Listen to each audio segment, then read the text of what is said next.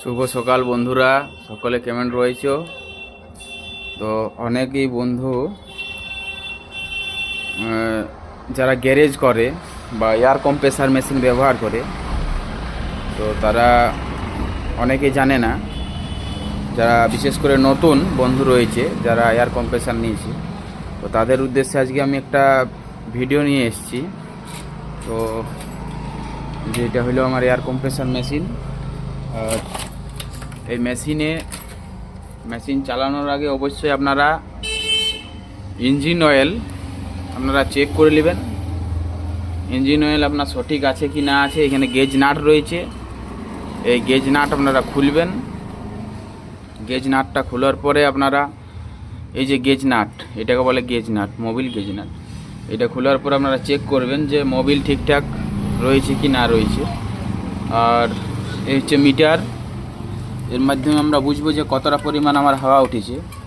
তো যাই হোক, মেশিনটা মানে কম্প্রেসারের মোটরটাকে চালু করার আগে আপনারা অবশ্যই প্লাগটা বোর্ডে গুঁজবেন। ঠিক আছে, বোর্ডে প্লাগটাকে এইভাবে গুঁজবেন, সুইচ দেবেন নাই। সুইচ দেওয়ার আগে আপনারা অবশ্যই এই যে দেখছেন এইখানে খুলবেন এই নাটটাকে হালকা ঢিলা করবেন। তো যাই হোক,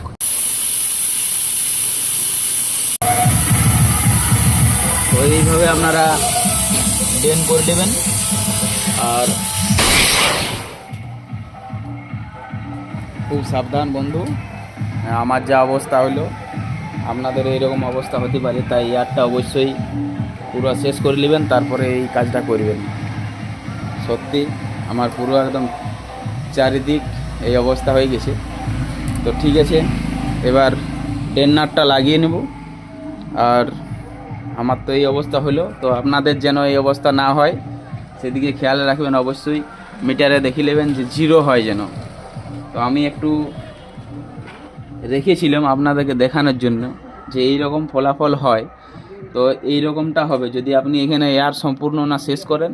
তারপর এই যেটা ওয়াটার ডেন নাটটা থাকে, এটা যদি আপনারা লাগান বা খুলেন, অবশ্যই এয়ার শেষ করবেন একদম। তো ঠিক আছে, এরপর বাকিটা দেখা। তো বন্ধু, আমার হালত তো আপনারা দেখলেন। তো যাতে আপনাদের এই ভুলটা না হয় আপনারা সেদিকে খেয়াল রাখবেন।